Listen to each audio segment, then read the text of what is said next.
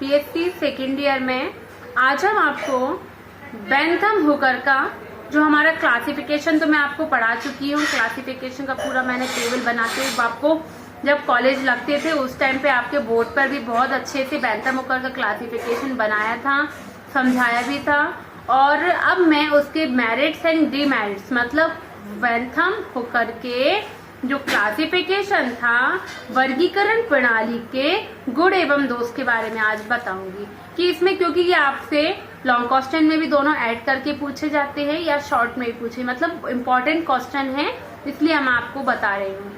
ठीक है, गुण सबसे पहले मेरिट्स बोलते हैं गुण को। तो गुण क्या है? यद्यपि इस प्रणाली को प्राकृतिक नहीं माना जा सकता है, किंतु यह कार्य योग फील्ड एप्लीकेशन के दृष्टिकोण से महत्वपूर्ण समझा जाता है। फेनेरो गेम्स के सभी ज्ञात वंशों का तुलनात्मक निरीक्षण करने के पश्चात इस प्रणाली की खोज की गई। इसके अंतर्गत लगभग 202 गण जो अब कुलों के नामों से जाने जाते हैं को सम्मिलित किया गया है। 202 गणों को सम्मिलित किया गया है जिनका प्रारंभ रेनन कोलेसी में करके ग्रामीणी के अंत होता है। कहाँ से? रेनन कोलेसी से ग्रामीणी पर अंत कर दिया जाता है। इस प्रणाली को समस्त विचित्र साम्राज्य में अमेरिका, यूरोपियन देशों में माना जाता है।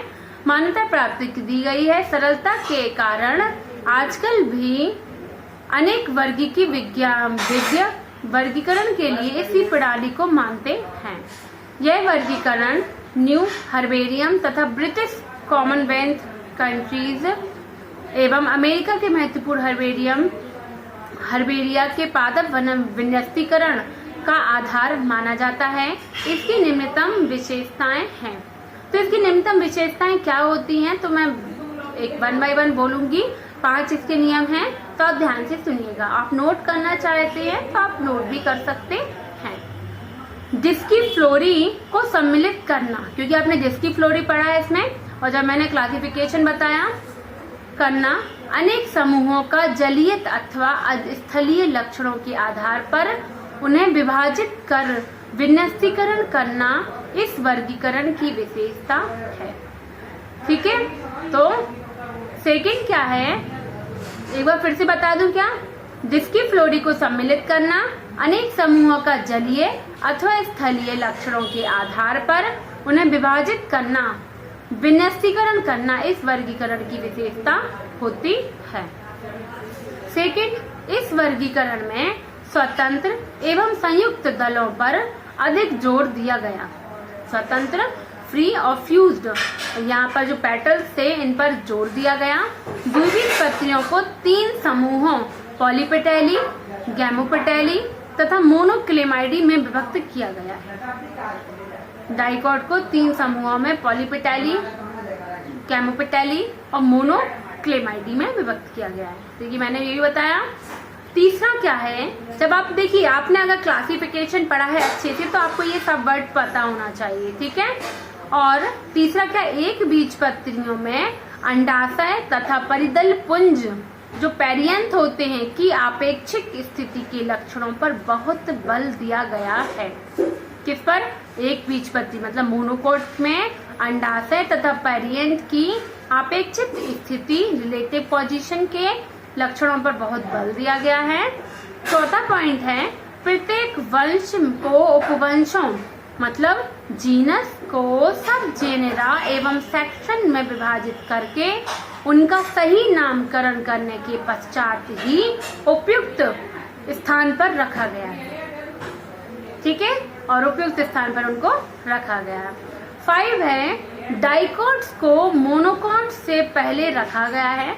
जो डाइकोटाइलेजन से इनको मोनोकोटाइलेजन के पहले रखा गया है, जो उचित माना जाता है और सभी वैज्ञानिकों ने इस चीज को स्वीकार कर लिया है।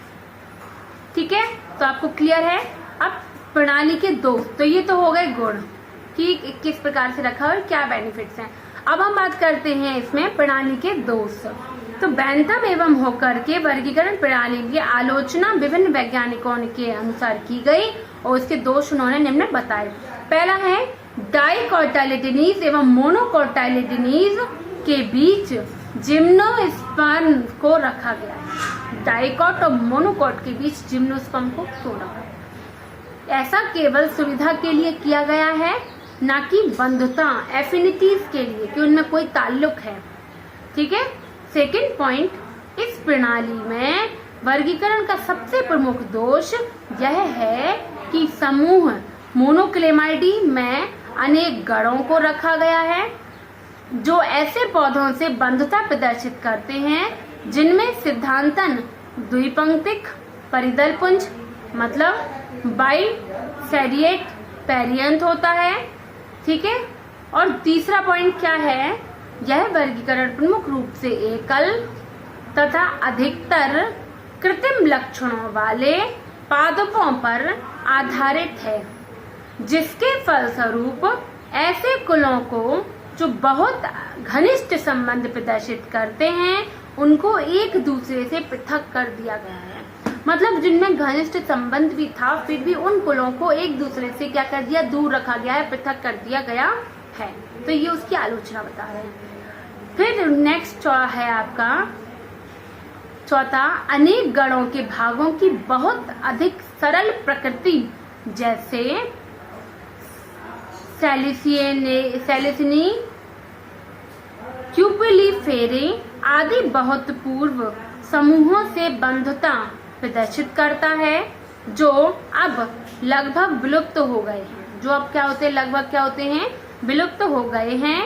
ऐसे गण आजकल पाए जाने वाले गणों से किसी प्रकार की समानताएं पुष्प के भागों के विन्यास में प्रदर्शित नहीं करते हैं। ऐसे गण आजकल पाए जाने वाले गणों की किसी प्रकार की समानताएं पुष्प के भागों में विन्यास में प्रदर्शित नहीं करते हैं। तो ये हो गया इसका चौथा पॉइंट। पांचवा क्या है, पॉलीपिटेली के ऐसे गणों कुलों को जिनमें अधोवर्ती अंडाशय पाया जाता है बाद में रखा गया है, जबकि अधोवर्ती अंडाशय वाले पौधों को गैमोपिटेली में पहले रखा गया है। ठीक है। मतलब फैमिलीज जिनमें अधोवर्ती अंडाशय पाया जाता है बाद में उनको रखा गया है, जबकि अधोवर्ती अंडाशय वाले पौधों को गैमोपिटेली में पहले रखा गया है। और गैमोपिटेली में क्या रखा गया है, उनको पहले रखा गया है। ठीक है। अब नेक्स्ट है छठवां पॉइंट, मोनोकॉट में अंडाशय तथा परिदल पुंज मतलब पेरियंथ, ओवरी और पेरियंथ की आपेक्षिक स्थिति एवं लक्षणों पर अधिक बल दिया गया है। अर्थात बंधुता को ज्ञात करने के लिए गणों के तुलनात्मक अध्ययन की अपेक्षा इन लक्षणों पर अधिक बल दिया गया है। उदाहरण के लिए कुल एमर्सी, लिलिएसी तथा इरिडेसी की बंधुता लिलिएसी से अधिक होती है, अर्थात ये अपेक्षाकृत कम बंधुता रखते हैं और जिसमें यह प्रणाली में एपिगाइनी के सामान्य लक्षणों से संबंध होता है।